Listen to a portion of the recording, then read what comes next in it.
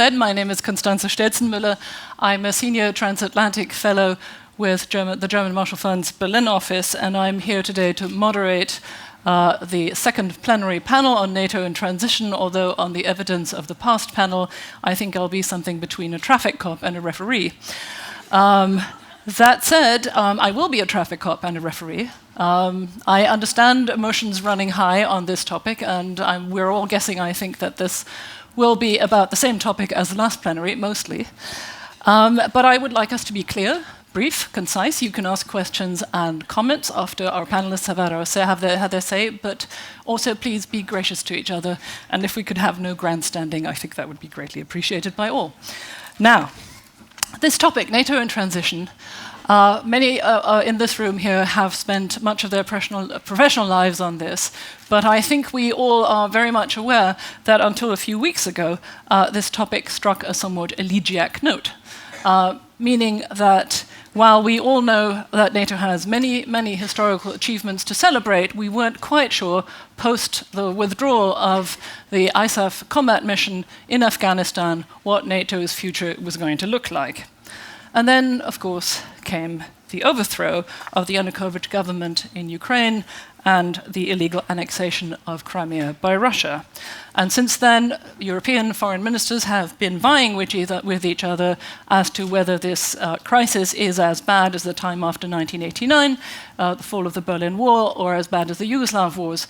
But the reality is, as has been said here today several times, this is a watershed moment for Europe, and one that raises challenges that will be last an entire generation to deal with. And if it is a transition, then it seems rather like a transition backwards to history.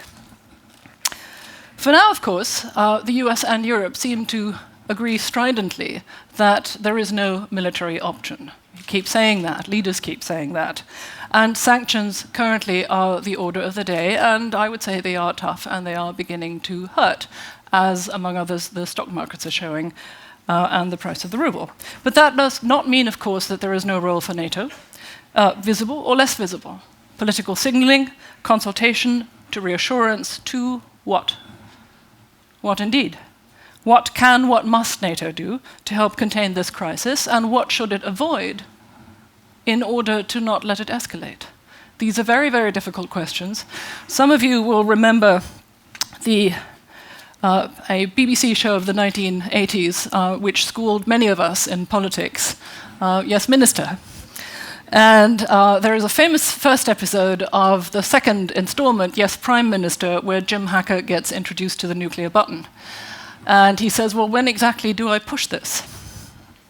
And the general, his chief of staff, says, actually, I can't tell you, please ask your chief scientist. And the chief scientist is called in, and Jim Hacker asks him in a very memorable passage to explain the theory of a deterrence to him. And for a German, obviously, this, even when I watch this today, this still makes a shiver run down my spine, because bit by bit, the chief scientist explains, says, well, where would you start? Border of Poland, bits of East Germany, entry into East Berlin, and horrified Jim Hacker keeps saying, no, no, no. And in the end, the chief scientist said, well, so much for the theory of deterrence. And of course, if we are honest with each other, much as we relish words of clarity these days, including from the Secretary General of NATO, we are in a very, very difficult situation, and one where there are no easy choices and no easy calls. And that's what we want to discuss today. And we have, I think, probably the most distinguished panel we could have for this debate, and one I've just been told that has not sat together in this grouping ever. So it's a distinct pleasure to welcome not just the current NATO Secretary General, but Lord George Robertson, NATO Secretary General from 1990 to 2004, former Defence Minister from the UK, and Jaap Scheffer, his successor as Secretary General from 2004 to 2009, former Foreign Minister from the Netherlands. Let me start with you, Lord Robertson. And I remember interviewing you once when I was a journalist at Die Zeit in 1997 in your office at the Defence Ministry, former War Ministry. And I think you still had a map on your wall that had both Germanys on it. So clearly a man who was very fond of Germany, all the Germanys. I would like to get a question out of the way that has been thrown around by some of the realists, not just in my country, to my embarrassment, but also in America. And that is the question whether NATO broke its promise in 1999 by the enlargement and the subsequent enlargements after 1999, taking up all the new Eastern European members. The quote that is often heard is the one by James Baker, that NATO would not move an inch nearer to Russia's borders. Did NATO break its promises to Russia? No, it didn't. And that alleged promise was way before my time. James Baker was not a contemporary of me. The enlargement of 2002 broke no promises at all, and indeed was done with the cooperation of Russia. I had many meetings with Russians at that time, and although there were some members of the government of Russia who were reluctant, especially about the Baltic states, ultimately President Putin stood back and said that he was quite comfortable with that taking place. I think there were other, you mustn't use the word red lines anymore, but there appear to be other sort of limitations that may have related to Georgia and Ukraine in particular. But so there was no promises broken, and indeed the NATO-Russia Council statement at the time clarified what we meant. We said there would be no permanent forward postings of NATO troops. And I think the previous promise had to do with the stationing of nuclear forces to the east as well. So we didn't break any promises at all. I had good relations with Vladimir Putin and with the Russians at that time. You mentioned interviewing me in the British Ministry of Defence. Actually, the Ministry of Defence wasn't in the old War Office building, it was in the Air Ministry building, which is quite relevant because when I went to Moscow in early 2002, and I think I was the first international visitor for then not even President Putin, I was given a private plane by the German Defence Ministry to take me to that famous meeting. And I was interviewed as I landed in the evening before the following day's meetings. And all across the breakfast television programmes the following morning was the name of the Secretary General being interviewed in the freezing cold at the airport with a plane in the background that said Luftwaffe along the side. Yeah, thanks for reminding us of that. At the end of the meeting, President Putin said, "Why did you come in a German plane? Could you not come with a Union Jack on it?" But we had good relations, and if I could abuse your question, because it is relevant at the moment. I stood beside Vladimir Putin at a press conference on the 28th of May 2002, after the meeting of heads of state and government at the inaugural meeting of the NATO-Russia Council. Flanked by Putin and by Berlusconi, I did a press conference, and I just want to say what Putin actually said in reply to a question. In other words, this was not a scripted comment by him, and I think it's very important at this time, 14 years later. He said, "Russia always had a crucial role in world affairs. The problem for our country has been, however, that over a very long period of time, a situation arose in which Russia was on one side and the other side was practically the whole of the rest of the world. Nothing good came of that confrontation between us and the rest of the world. We certainly gained nothing from it." And he then went on to say, "Russia is and wants to be and remains part of the civilized community of nations. There's nothing to be gained if our voice is not heard, and we are determined for our national interest to be taken account on. Russia is prepared to act in accordance with international law, international rules in the course of a civilized dialogue for the achieving of common and joint ends." And those ends have been set out very clearly in the document we signed off today. I think President Putin and the Russian people need to be reminded of these words, what they signed up to, what was the joint commitment, and they should be reminded of it regularly and constantly. Thank you very much. I think that was a very useful reminder. Lord Robertson, let me move to Jaap Scheffer, your successor as NATO Secretary General. You presided over much of NATO's initial Afghan operations. and of course over a NATO that was going global with a vengeance, that was looking to become more deployable, more sustainable, more globally engaged itself and with partners. Now, given what is happening here and what might still happen, and given limited defense budgets at a time of crisis that's still not over, clearly, at least not for a lot of Europe, was that a mistake? No, it definitely wasn't. I admit that would we had been sitting here 4 or 5 weeks ago, this would have been the topic. You said it yourself. What is NATO? What is NATO going to do? I should start by complimenting Vladimir Putin that he helps us a lot in 2 ways. A, to underline the relevance of NATO, which we had to do ourselves mainly over the past years. And secondly, because he might, as Secretary General Rasmussen said, he might convince politicians in the allied nations to stop the slide in the defense budgets. That's the silver lining of this horrible crisis. We would have discussed NATO going global, NATO as an alliance of democracies. We do not have that luxury as we speak. We do not have it. What we now have to do is see that we bring political comfort to the Baltics, to Poland, to the Central and European states, and I hastily add that we comfort Moldova, we comfort Georgia, we comfort Ukraine. That will mean a lot of money. That's not, of course, NATO's responsibility. I think you've discussed this earlier in this afternoon. That's where the European Union comes in. We should comfort Ukraine, but also Moldova. I mean, Putin took Transnistria already quite some time ago. And you know that this week the president of the parliament of Transnistria said, couldn't we have the same status as Crimea? We're Russians after all. In other words, I am not answering your question in the sense that we should put the discussion on hold with a discussion which is related to NATO and its global partners. It is good to have good relations with Australia, with New Zealand, South Korea, Japan, and so on and so forth. The UAE, what we learned in Afghanistan. But we have been taught a power politics lesson by Mr. Putin, and we thought that we were over that and that we have left that situation for good. We have been taught a lesson. We, as we sit, the majority of us, as we sit in this room, trained to think in moral categories. Vladimir Putin does not think in moral categories. He thinks in different categories.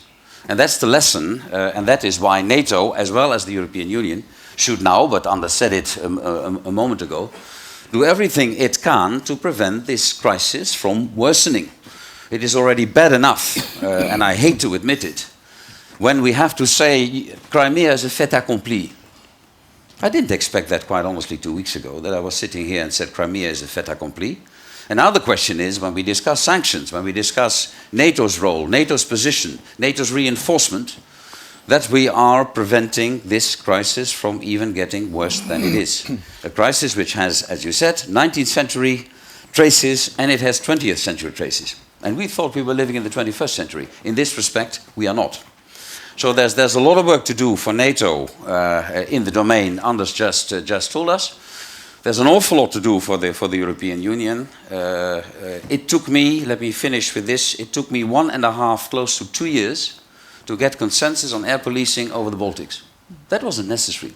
It took much, much longer, as you know, to develop contingency plans for that region. They didn't exist. And it was considered too provocative. We know better now. Thank you very much. Well, I will say I've been thinking along similar lines, watching Europeans battle out a consensus. Many of us in this room were around for the Yugoslav wars and will remember that it took years.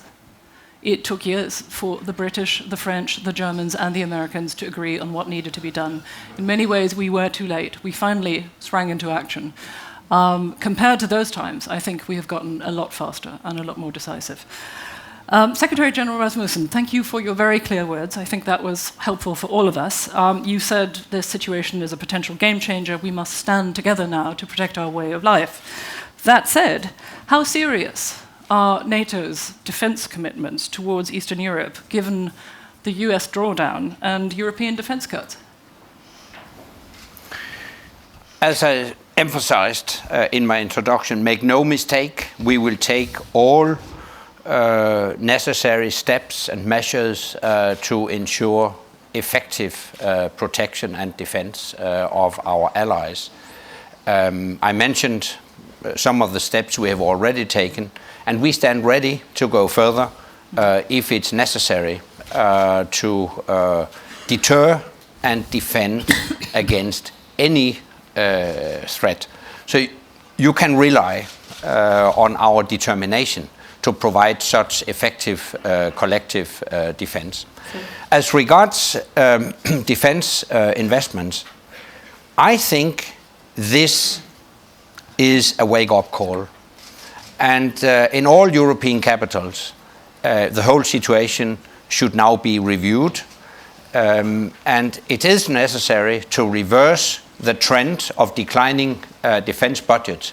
We can't continue cutting deeply in defense budgets and still think that we are able to provide effective collective defense. That's the reality. We have to reverse the trend. Right. Okay. Thank you very much. I think with this, we'll take it out into the audience. Now, there are two ways that we can do this. Just to remind you, you can, of course, raise your hand and wave at me, or jump around, or do whatever you do to get my attention, and I will pay attention. The other alternative is that you post a question here. It will be lightly edited for grammar and style, and then sent back to me on this iPad. And if should there be any lack of questions, I will look at this and see what there is, and if there's anything more interesting going. That said, I see a lot of hands up. Would you please, two things, please briefly introduce yourselves and your affiliation. And if you want to, you can make a comment, but it would be nice if you could address it to something that's actually been said here, or that someone said. And if you ask a question, address it to one of our three distinguished panelists. Okay, Anne-Marie Slaughter, how about you? Does anybody have a microphone to give to Anne-Marie Slaughter? Sorry, here, over there. Thank you. Hi, this is not going to be a popular question, but I think it needs to be asked, particularly here. I want you to explain why this is such a watershed when 2008 in Georgia was not. I want the consensus here seems to be this is just absolutely a game changer. With all respect to the Russians, and I know where I stand on this issue, and many of you know where I stand on this kind of issue, but you know, Kosovo would have looked not so dissimilar from the Russian point of view, in the sense that once you separated Kosovo from Serbia, you got a popular result that looked very different than you would have had you actually had a referendum in Serbia and Kosovo as a whole. I'm not saying they're the same, but they're not so different that we don't even talk about them. And what happened in Georgia was very similar. So I just want to know why this is the game changer. Not that we shouldn't be doing what we're doing, but why there's such a consensus that suddenly the world has changed. Secretary General, would you like to take that? Yeah, first on Kosovo, there is a huge difference between Kosovo and what we are witnessing in Crimea. Let me just remind you that in Kosovo, we were pretty close to what I would consider genocide. And finally, too late, but finally, the international community took action.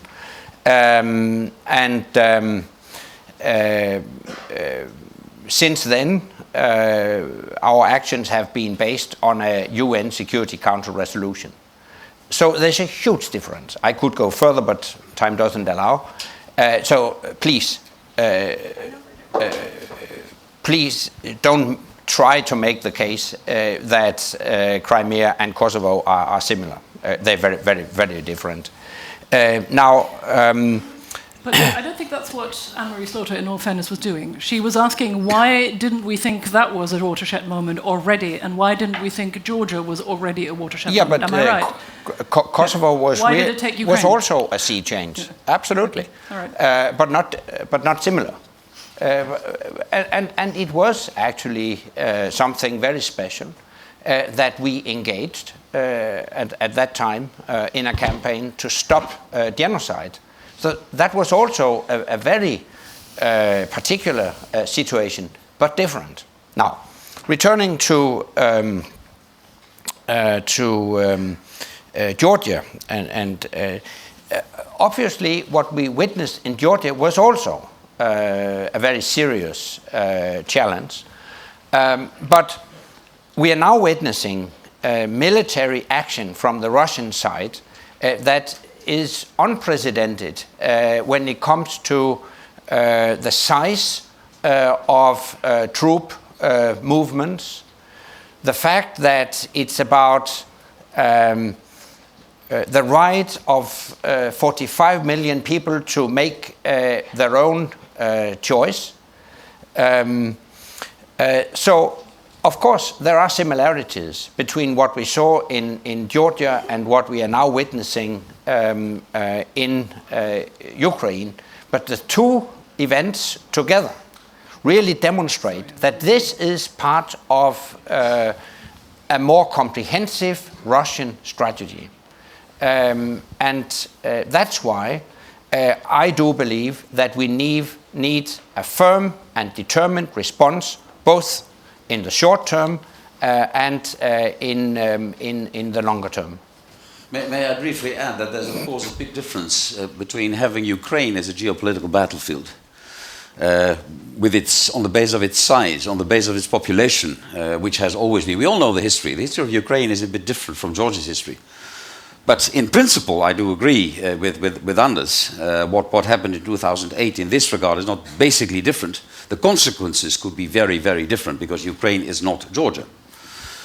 And that is what I see as a big risk, and that is the reason that we have to do what we should do to prevent from Putin having now learned us one geopolitical lesson to rise the temperature, as he can do every day in the eastern and southern part of Ukraine, to stir trouble, bringing in a few bases. I mean, Ukraine and Georgia, a huge difference. Both nations, by the way, as I said before, I repeat, both Georgia and Ukraine should now be massively financially and politically supported where we can.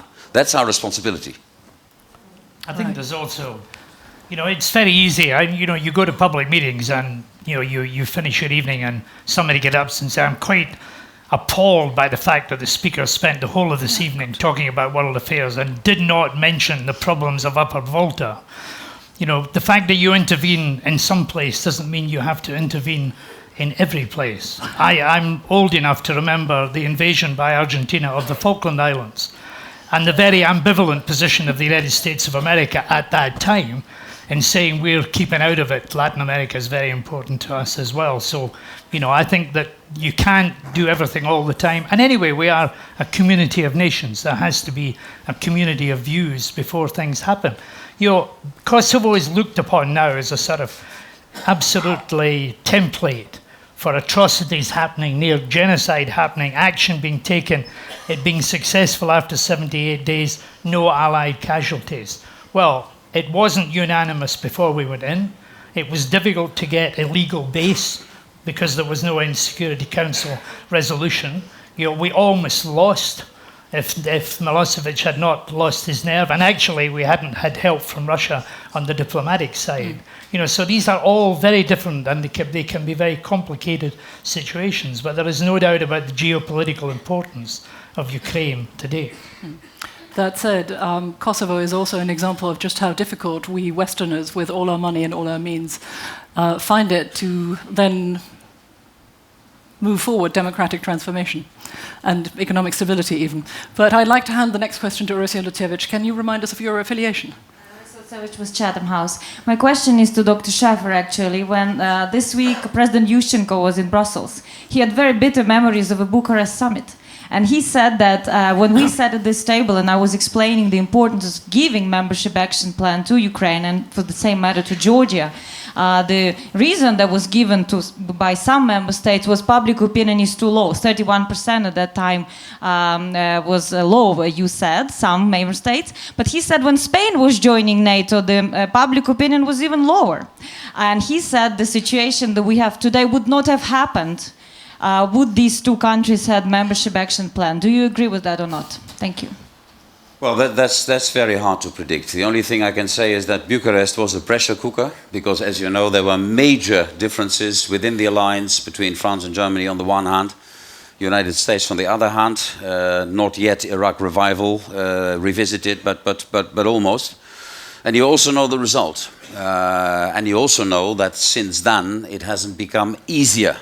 And since a few weeks, it has become even more difficult. Let's face the facts.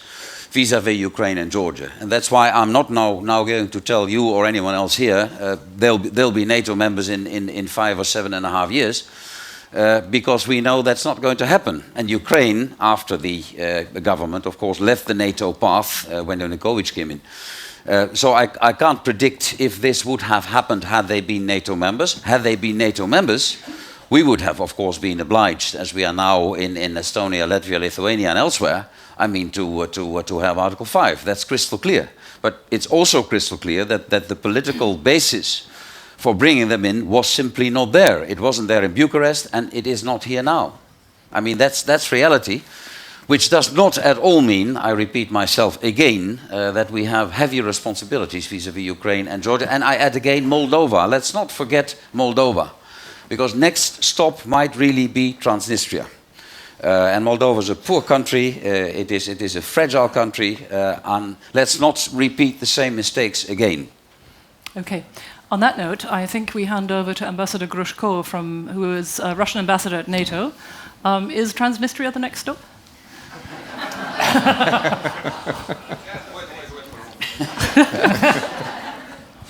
You are too speedy.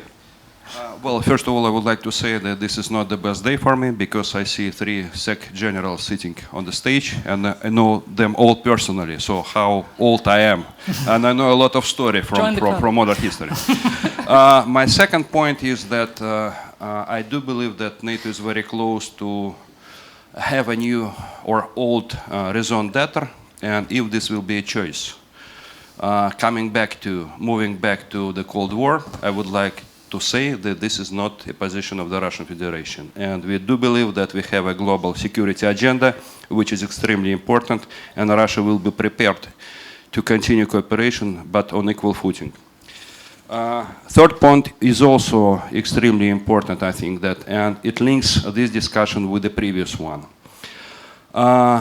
It should be acknowledged that the policy of the President of the Russian Federation, Vladimir Putin, when he came to power, was in fact to build strategic partnership.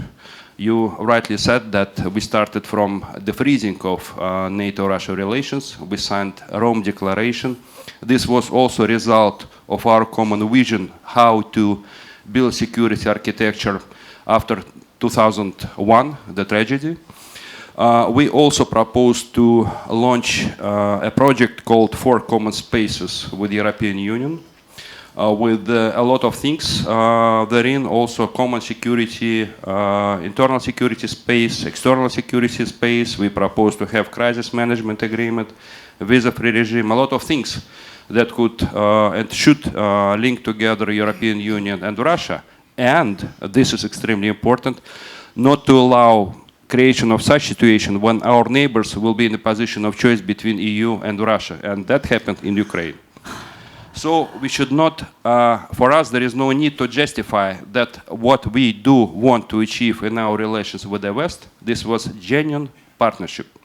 And we have a lot of good examples when we cooperate on a quite promising and sound basis. Final points, 2 final points, very short. We don't need permission from NATO and EU to act in line with international law. And Crimea was absolutely legitimate case. And I do believe that NATO should acknowledge that fact, and since NATO is a club of democratic countries, should accept this democratic choice of Crimean people. It was so clear, so obvious, that I think there should be no any doubt that what people have said during referendum, this should be respected.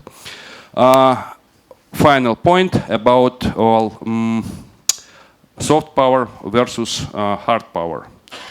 I think today there is a lot of debate about, new vision of NATO, that NATO should be in a position to demonstrate its muscles, and a lot of things being talked about the vulnerability of Baltic states. I think when we talk about this region, it is better to preserve the rights of the population and to get rid of this phenomenon of non-citizenship.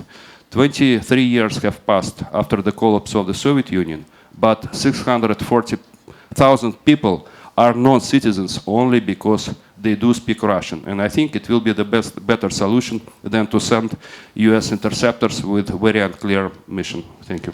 Okay. Well, I think we should thank the ambassador for setting out the Russian position very clearly. I would imagine that one or two or three of our panelists would like to address that.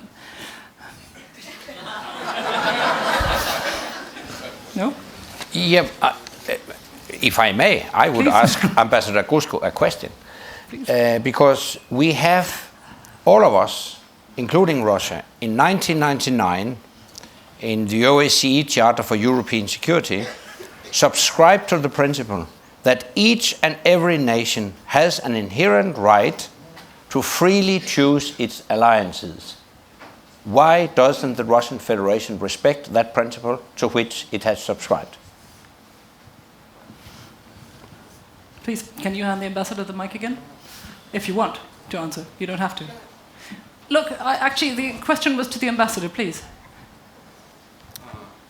Well, first of all, this is a question, but that's true. This is true.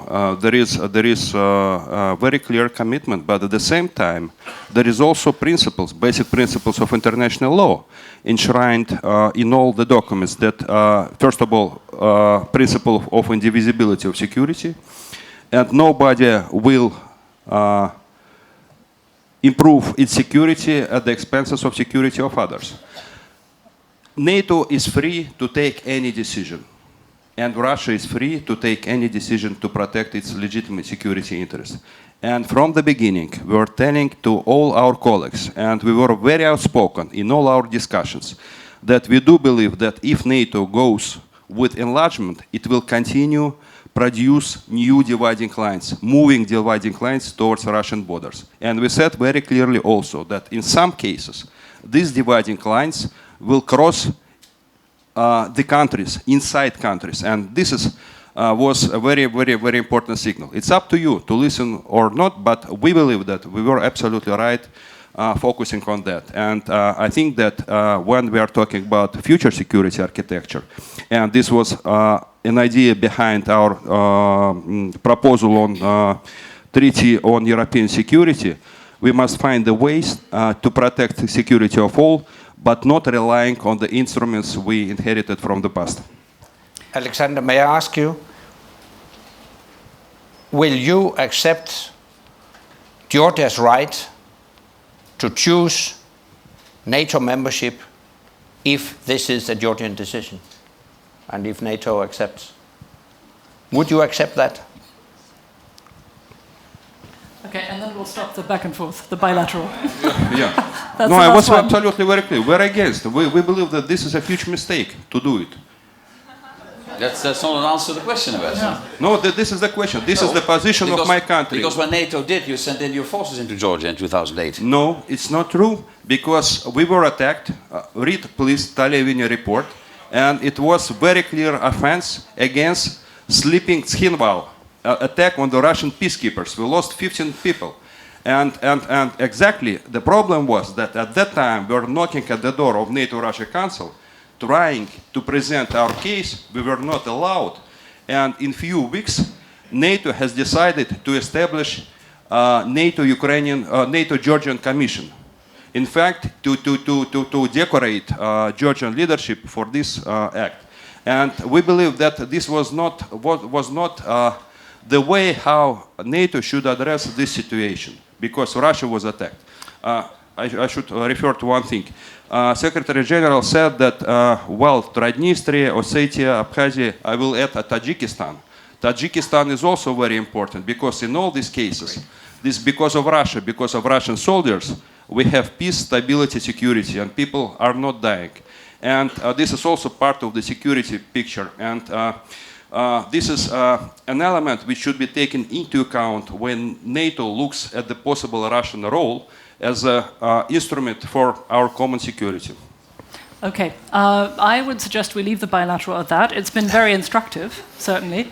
I have over here Ambassador Masafu Mishi of the MOFA, the Foreign Ministry in Japan, and I haven't forgotten all of you others. I have eyes on the backs of my head. Masashi from Japan. Just for the sake of change, short comment from Asia.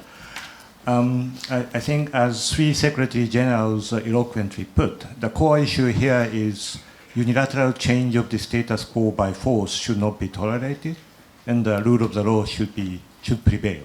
And that means this is not the Europe or United States issue. This is the global issue. And the same thing may happen in my part of the country. So the way you solve this crisis have an impact on the future incident in my part of the world as well. So please bear that in mind. On that note, and yes, I am aware of you all, but on that note, of course, it would be at least as interesting as what Ambassador Ishii just said to hear someone from China here. Is anybody from China in the room who would like to take a position on what's happened in Ukraine? Doesn't sound like it. They seem to be hiding under the bed covers. Well, you can get back to me. Now, over here, this gentleman in the second row next to my colleague Alexandra has been waiting for a long time. Yes, got you all. My name is Marcus Freitas from Brazil. My question is, Russia was playing an important role in Syria on the chemical weapons. What will happen now? I suppose that all parties involved feel obliged to live up to the United Nations Security Council resolution on the destruction of chemical weapons in Syria. I mean, that's not affected and should not be affected by ongoing events in Ukraine. Let me remind you, there is a United Nations Security Council resolution, and all member states are bound by that resolution, and I would expect Russia as well as other nations to live up to their international commitments according to that resolution. Right, okay. I have Kadri Leek waiting for a long time over there. Thank you. Kadri Leek from European Council on Foreign Relations. And Estonia. And Estonia, yes. Everyone points that out these days. I wanted actually to offer my 2 cents as to why Crimea and Georgia are different, and then ask how we deal with the implications. I think invading Georgia as well as Crimea were not easy decisions for President Putin, because actually his worldview tends to be fairly legalistic. I mean, if you look at his speeches, he's been like that. And when Crimea happened, I was struck by how it happened, because in Georgia, when Russia invaded, it was militarily clumsy, but they had worked on the pretext. They had tried to really create kind of moral case for invasion, and they stuck to it. In Crimea, it was militarily swift and smooth, very well done, I suppose. But they didn't work on the pretext almost at all. They didn't care whether the pretext for invasion is believable. They almost wanted it not to be believable. And I reached the conclusion that if in Georgia, Russia violated the rules, but later pretended it had not, then in Crimea, it challenged the rules. And I think Russia wanted to send a message that it wants a different principle to be valid. Basically, Russia is against one pillar of European order, namely the principle that entered the stage in the late 90s that countries are free to join alliances if they qualify.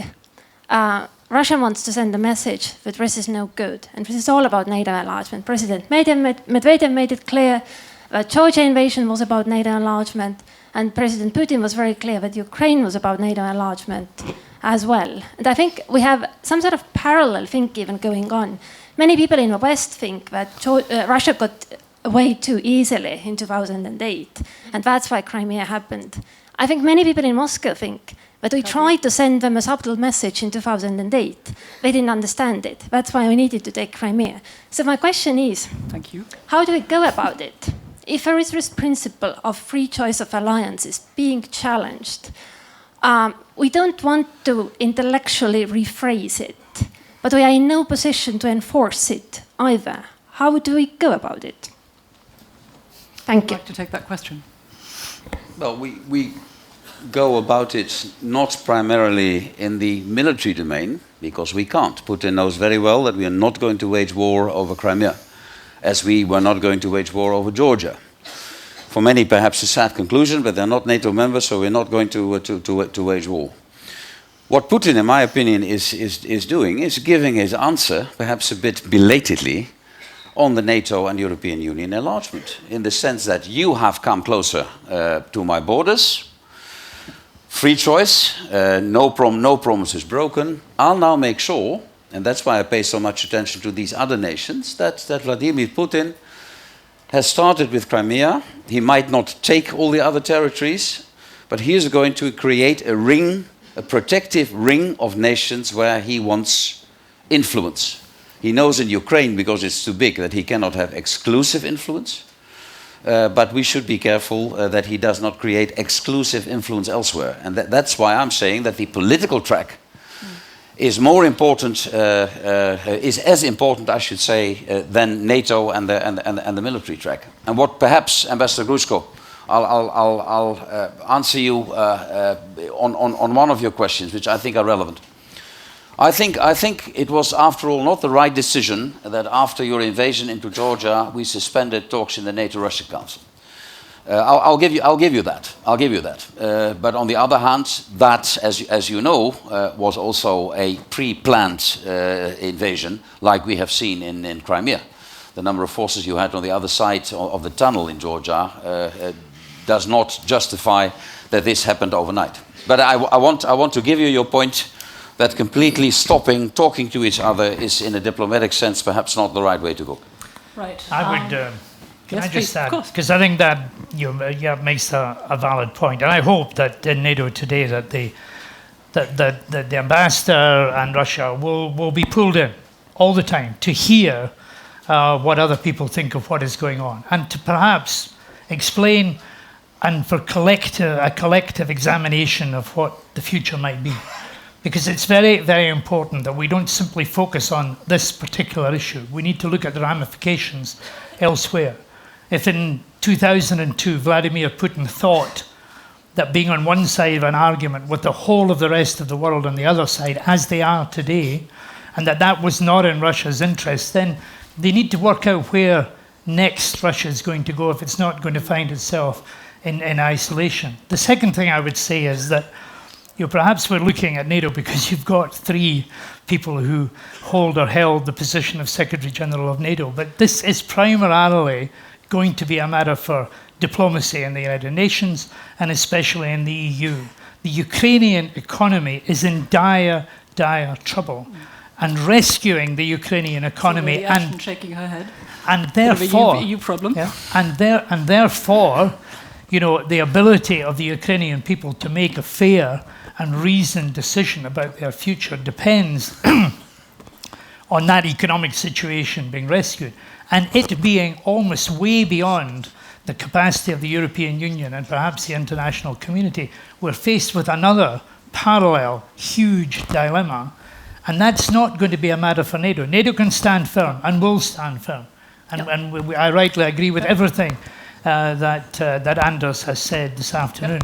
But a bigger, huge problem is actually still in the off stage, and people like Cathy are going to have to grapple with that if we're actually going to mean what we say in allowing the Ukrainian people to make a decision.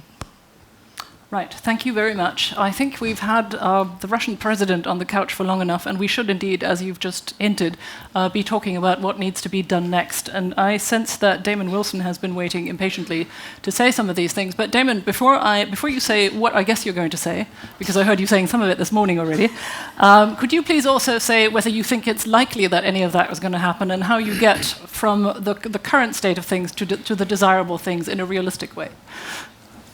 Thanks, Constance. Damon Wilson with the Atlantic Council. Part of what we were talking about this morning is how to ensure there is a strategic response to what Russia has done in Ukraine. And so we're focused on sanctions today, but how a strategic response is impacted on whether we actually stand behind and back up the vision of a Europe whole and free, or whether we cower and back away from it. And we've talked a lot about sort of a means to build out a comprehensive set of actions that speak to this over time.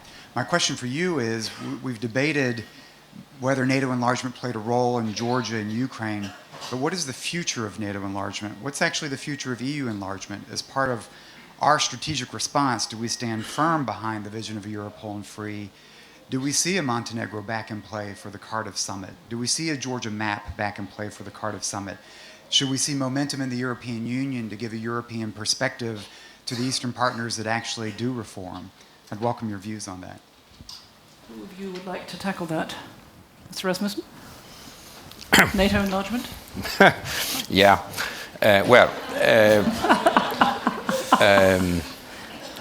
First, let me describe the procedure we have decided before maybe elaborating a bit on my own view on this.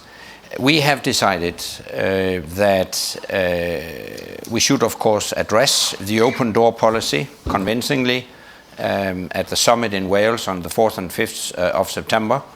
To prepare that, we will update assessments of each of the four aspirant countries, Georgia, Montenegro, the former Yugoslav Republic of Macedonia, and Bosnia-Herzegovina. Then NATO foreign ministers will discuss this and take decisions when they meet by the end of June. This is a formal procedure, which boils down to the formal answer that it's premature to answer your question. Now, having said that, I think what we have seen in recent weeks may have an impact on this. And I see this in a strategic perspective. I think also in relation to the question, what do we do about it? I think what we can do about it is to speak a language that is understood in the Kremlin. That means determination, that means Western unity, and it means giving a realistic Euro-Atlantic perspective to countries that so wish. And they have a right to choose their security policies and their alliances freely. They can choose an alliance, they can choose to pursue a non-alliance policy. It's for them to decide. And I think we should be firm on that. And we should not grant a de facto veto right to third parties. This is my answer. And it means that it wouldn't be sufficient just to reiterate open door language from previous summits. We have to move and actually also reflect the progress that has been made, at least in some of the aspirant countries. I think that's as far as I can go at this stage. I think Anders is inevitably, constrained in what he can say, as I once was and Jaap once was too as well. Since we've left, we can be slightly less constrained without, I hope, being in any way disloyal, because I think that this is a big issue, and it's not just a short-term issue. If people start thinking in terms of a summit in September, we'll get it wrong. I think we need to look at a broader canvas about how the Europeans especially are going to organize their defense and security affairs, if they care.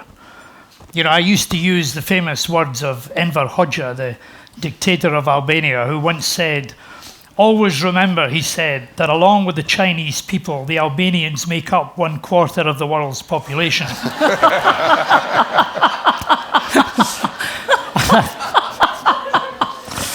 And we've lived with that illusion that a lot of European nations not spending money on defense, not building capabilities, were running the world because we had the United States to always pick up the pieces.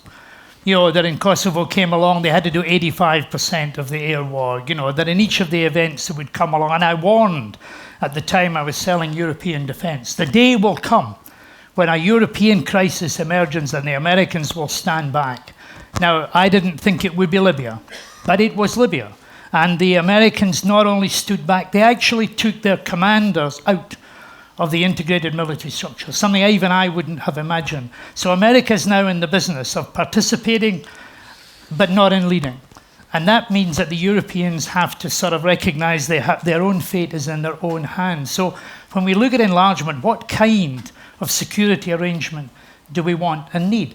Actually, the threats we will face in the future, leaving aside the important issue of today, is that all of the threats are common right across Europe, to Russia, to Ukraine, to Georgia, Azerbaijan, Armenia, as well as to the Balkan countries and to Finland and Sweden as well. Maybe we need to think a bit more ambitiously about a different framework, but one that still has the intrinsic strength that NATO has brought over its 65 years. I think the Russians have been trying to offer us one of those, and we haven't been all that interested. But I would like to give the floor. Without any doubt, his lordship was referring to his famous pygmy speech when he spoke about the Europeans during his mandate. Well, this was perhaps Sweden wasn't the best place to make the speech, which was. This was a speech I made where I pointed out that the European Union was an economic giant, but a political pygmy. Sure. In the NATO Council the following week, the French ambassador, Benoit d'Abbeville, was incensed. He'd managed to stay incensed from the previous week right through it. In order to point out to me at the council meeting, he said, "You must remember, Mr. Secretary General," he said, "that anthropologically speaking," he said, "a pygmy is fully developed and has achieved his total size. The European Union has not yet done so." If I remember correctly, Ambassador d'Abbeville was not a very tall man himself, but I would like to hand over. Can I give you my response to him? I said, "Yes, Ambassador," I said, "but the average pygmy taking his poison dart blow to his lips doesn't pretend it's a thermonuclear weapon." Right. Now, I have Gitte Beck, former defense minister of Denmark, another not very large country, but one with interest in this. Are you going to rethink the opt-out from CSDP? No, actually, that was not why I asked for the floor. I wanted to ask for the floor because I would like to address the issues about increased spending in the European NATO countries, because that has been a topic that's been discussed for a long time. But there's another part of the coin, which is deployability. So, Mr. Rasmussen, do you prefer to have the European countries to increase their defense spending, but not being able to deploy their soldiers? Or do you prefer to have the defense spending as it is right now, but have all the European countries to be able to deploy their soldiers? Is that really a trade-off? Yeah, but not necessarily. I mean, it's not either or. You could do both. But of course, you point to an important element in this. It's not just a question about how much you spend, but also how you spend. That's why I think a focus should be on the development of modern capabilities and flexibility and deployability. And that's actually how we are going to address this issue at the summit in September. As an outcome of the NATO defense planning process, we have identified a number of critical shortfalls, and we will now focus on these shortfalls, try to prioritize, because we can't do everything at one and the same time, and based on that, encourage allies to focus their future investments in those priority areas. In that respect, I was very pleased to see the European Council in December focus on certain capabilities that have been identified as critical shortfalls, in particular in Europe, namely drones, observation drones, air-to-air refueling, and on top of that, they also mentioned cyber defense and satellite communication. But that's the first time, actually, that the European Council has focused on the need for further investments in concrete defense capabilities. I appreciate that. It's an important input. We can build on that. And at the summit in Wales, hopefully reach a commitment to investment in critical areas. And I would consider that equally important, that we focus on capabilities instead of a theoretical discussion on how big percentage of GDP is devoted to defense spending. But on a final note, without money, you can't invest in those capabilities. So it's not either or, and for some countries, it's really been drastic cuts. In some countries, we have seen cuts up to 40%. It's much too much, and we have to reverse that trend. May I add briefly, Constanze, that also looking at the first question on the screen there, that I do hope that the European Union will also, and hopefully in close consultation with NATO, but we all know how difficult that is, that relationship, that the European Union at the same time revises and modernizes its European security strategy, which dates back to Javier Solana in 2003. Hopefully, I say again, together with NATO, defining its interests and thinks a bit broader strategically, also about the non-traditional threats. But there's an EU-NATO collective responsibility, in my opinion, more specifically, as George Robertson was saying, that there might be crises where the US would not be directly and immediately involved. Thank you very much. That leads over into something that I would now finally use some of the wonderful technology provided by the extremely nice Spot Me people, which is a poll. If you could pull up the poll question that I have suggested. Let me see. There you go. What should NATO's mission be post-Afghanistan? Defense of alliance territory, military operations outside of the Euro-Atlantic area, helping non-NATO countries to defend themselves. Some of you will have read the Gates article. German version of that is Ertüchtigung. And fourth, defense against non-traditional threats like what Zenia was asking about, energy, cyber, and others. If you could please vote now, vote for one of the four, vote often, vote early. No, sorry, I didn't say that. Although I did try that earlier and it seemed to work. Let's see what the answer is. Oh, you know. Temptation is there, you succumb. We haven't got it. We don't have a vote. Right. No, you don't. But you can say, you'll be given your final words. There you go, 52% defense of alliance territory. Well. Very useful. As some of you know, I'm also in charge of our annual survey, Transatlantic Trends. I'll keep that very much in mind. With that, let's move to our final, to give our panelists the final words, because Lord Robertson does have to get a plane at 7 o'clock sharp, and you can say something to this if you want. But I would like to ask you a couple of questions, starting with George Robertson. Based on your own experience, Kosovo, the beginnings of Afghanistan, 9/11, and all the surprises that entailed. And I remember, I think that when you started out in life, you were something of a lefty and had a connection with C&D. So based on your own life trajectory and your experience as NATO Sec-Gen, what is the one important piece of advice that you would give Mr. Rasmussen's successor? Male or female, who knows? I was, yes, I was a C&D member when I was the age of 15. I said that's, but I can see it from both. You know, to go on was a remarkable journey as well. But what advice? Well, first of all, take that poll. Don't do what that says. I think it would be totally wrong if NATO, suddenly reverted to being an organization purely based on territorial defense. It's got to be more than that, because the territories cannot be defended on the territories of the countries. We have learned that to our expense. The surprises that have caught us have shown that territorial defense is one component of Article 5. That is right. But it's not the only one. Indeed, the reason we have got so few deployable forces in countries, as the former defense minister said, is because countries are still obsessed to the exclusion of the broader areas. And it takes us to Zenia's question, which is, there are threats out there. There are real challenges in the cyber world, in climate security, in resource wars, in global terrorism and extremism and nationalism that are all coming along. And these have got to be on the priority area for NATO, both in capability terms, but also in its politics. So my advice, in as much as it matters at all, is make sure that the organization looks on a broader horizon than it does at the moment. And secondly, I would give one other brief bit of advice, and that is, I think it's still deplorable that Macedonia, which Anders has to call something else, that the Republic,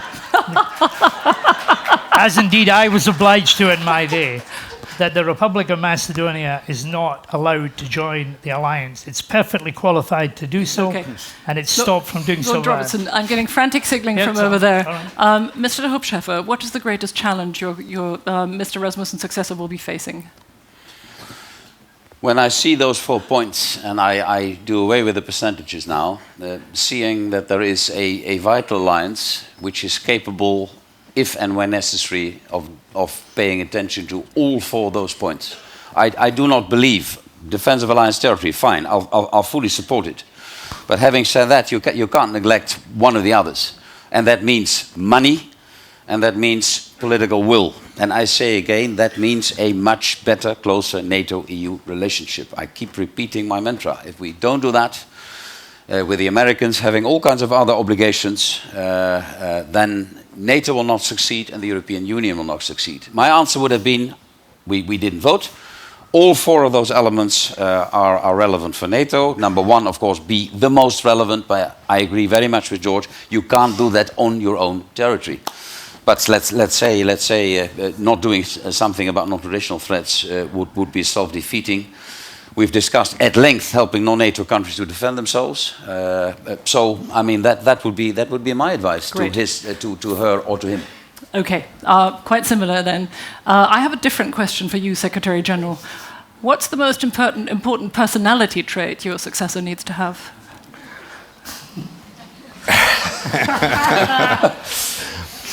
No, that difficult? Yeah, I would rather answer the other question, but, let me do both, because they are interlinked, actually. I think it's of utmost importance that NATO has a high-profile leader, and